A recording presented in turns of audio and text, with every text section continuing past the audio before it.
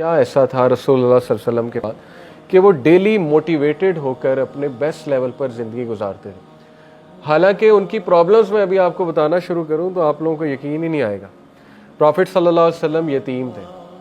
ایک 6 سال کے بچے کے لیے اپنی والدہ کو فوت ہوتے دیکھنا اپنی آنکھوں کے سامنے, وہ بھی سفر پہ, اس سے بڑا ٹراما تو ہوتا ہی کوئی نہیں.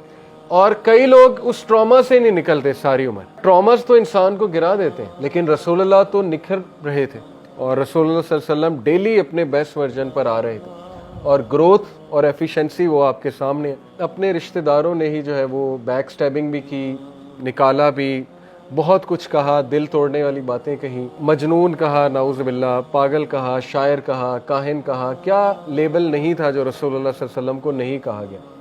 ہاؤ کم کہ وہ اتنا بڑا ان کا کرج تھا, جگرا تھا کہ نہ صرف انہوں نے فورگیو کیا بلکہ ان کو گلے بھی لگایا اور دعوت بھی دیتے رہے. اور یہ چھوٹی بات نہیں ہوتی ہے کہ آپ کا بوائیکاٹ کیا جائے اور آپ ایک یہ پریشر بھی لیں کہ میرے فیملی والوں کا کیا بنے. انہوں نے یہ پریشر بھی ڈالا کہ ہم اس کی فیملی کا بوائیکاٹ کرتے ہیں, تجارت روکتے ہیں تو شاید یہ رک جائیں. اب وہ پریشر بھی لینا کتنی بڑی بات ہوتی ہے کہ اب تو لوگوں میرے ساتھ, وہ میرے گھر والوں کو بھی ٹارچر کرنے پہ آ گئے, میرے صحابہ کو بھی ٹارچر کرنے پہ آ گئے. اس کے بعد آسانی آنی چاہیے تھی شیب ابی طالب کے بعد, جنرلی اسپیکنگ. لیکن اس کے بعد کیا ہوا؟ حضرت خدیجہ کی ڈیتھ ہو گئی, لو آف ہز لائف. ظاہر ہے بہت بڑا سہارا ہوتا ہے نیک بیوی, تو وہ ان کی وفات ہو گئی. ہم جیسا بندہ تو اب تک پاگل ہو چکا ہوتا, سوسائڈل تھاٹس آ رہے ہوتے اور پتہ نہیں ہم نے کیا کر لیا ہوتا, کہیں سے چھلانگ مار دی ہوتی کہ یہ کیا ہوا. اس کے بعد کیا ہوا؟ ابو طالب کی وفات. اس کے بعد سب سے پینفل طائف کا واقعہ. حضرت عائشہ نے پوچھا جنگ احد کے بعد کہ کیا یہ سب سے پینفل دن ہے آپ کے لیے؟ فرمایا نہیں, طائف کا واقعہ. اور طائف میں خود گیا ہوں, اس کی گلیوں سے ابھی تک ایک سیڈنس اور ایک غم ٹپک رہا ہے. وہاں جہاں ہمارے رسول اللہ صلی اللہ علیہ وسلم کو پتھراؤ کیا گیا, وہ ایک عجیب سی غم زدہ سی جگہ ہے. اس کے بعد کیسے آپ امیجن کر سکتے ہیں کہ سم ون میں اسٹینڈ اپ؟ طائف کے بعد ہسٹورین لکھتے ہیں کہ کوئی اور ہوتا تو وہ یہاں پہ گیو اپ کر جاتا, رسول اللہ صلی اللہ علیہ وسلم کے علاوہ کوئی اور ہوتا.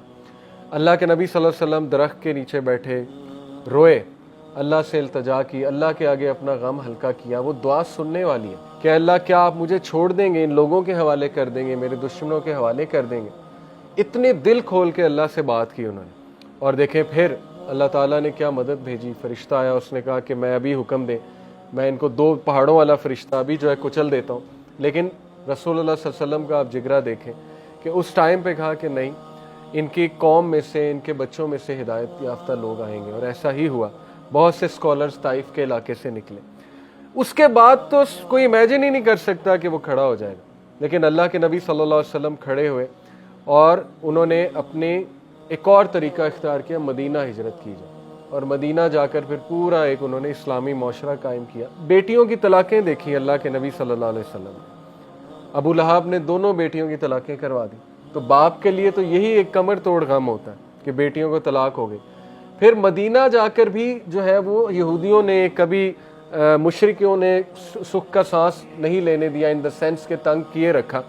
اور آپ دیکھیں کہ ہر طرح کی سازش کی, ان کو پروپیگنڈا کیا, میلائن کرنے کی کوشش کی, رسول اللہ صلی اللہ علیہ وسلم کو ایون نعوذ باللہ قتل کرنے کی کوشش کی. اور ایٹ دی اینڈ رسول اللہ ہی کنگ بن گئے. فتح مکہ ہوئی اور وہاں آ کر رسول اللہ صلی اللہ علیہ وسلم کے سامنے وہی لوگ آئے جنہوں نے پتھراؤ کیا تھا, تنگ کیا تھا, اجڑی پھینکا کرتے تھے, کیا کیا کرتے تھے. تو یہ سیرہ ایک لیونگ میریکل ہے. آپ کو دنیا میں کسی شخص کی ایسی بایوگرافی نہیں ملے گی اور آپ حیران ہو جائیں گے یہ ہوا کیسے.